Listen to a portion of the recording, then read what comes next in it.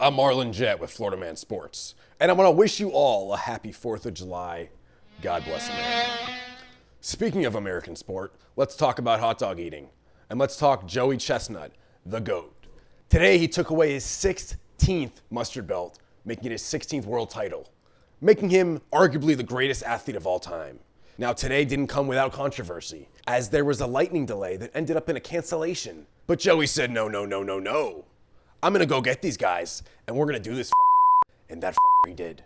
Amassing 62 dogs, he had to fend off James Webb, close behind by 14 dogs, and not until the end when Joey pulled away. And I would be remiss if I didn't talk about the hot newcomer, Glizzy Lizzy, the 31-year-old out of Keene, California. She came to play, and she came with a lot of social media hype.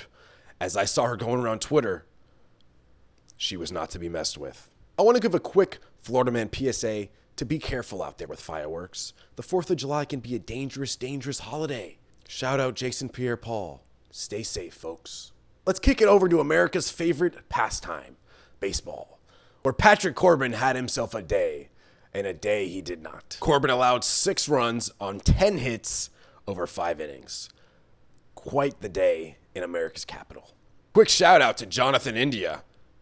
Homered off him 2 times. Young man of American heritage over in Plantation. He's a South Florida guy, and we're rooting for him. Speaking of South Florida farewells, I want to say goodbye to Gabe Vincent and Max Truce, 2 Heat legends who will be remembered in our hearts forever.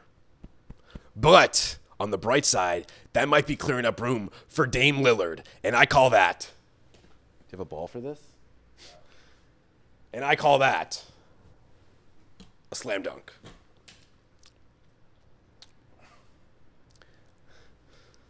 Speaking of slam dunks, I think getting Dalvin Cook over to Miami would be one of the biggest slam dunks of free agency ever.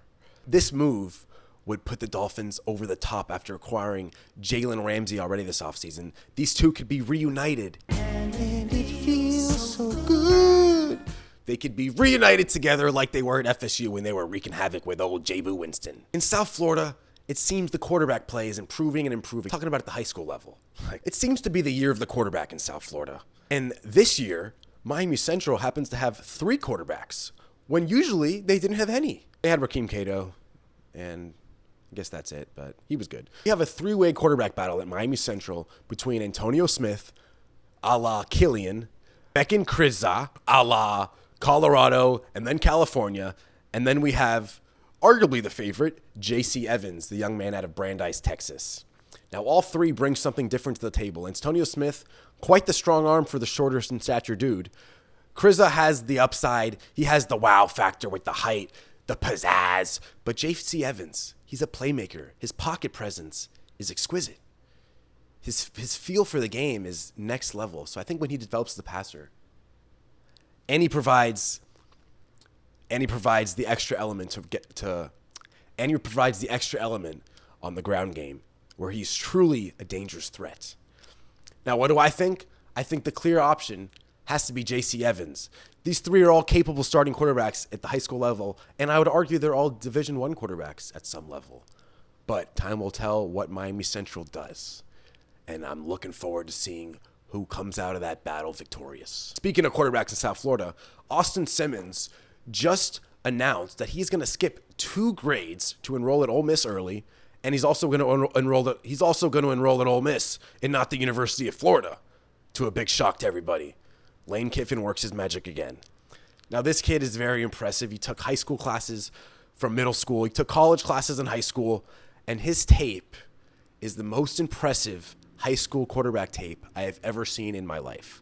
The accuracy, the ball placement is NFL level for a high school kid. He is Tua Jr., and I cannot wait to see what he does at Ole Miss. To wrap this video up, we're going to talk about 2 legends coming to South Florida for the long term. Tom Brady took out a $35 million loan to live in the nicest neighborhood in Miami Beach, Indian Creek.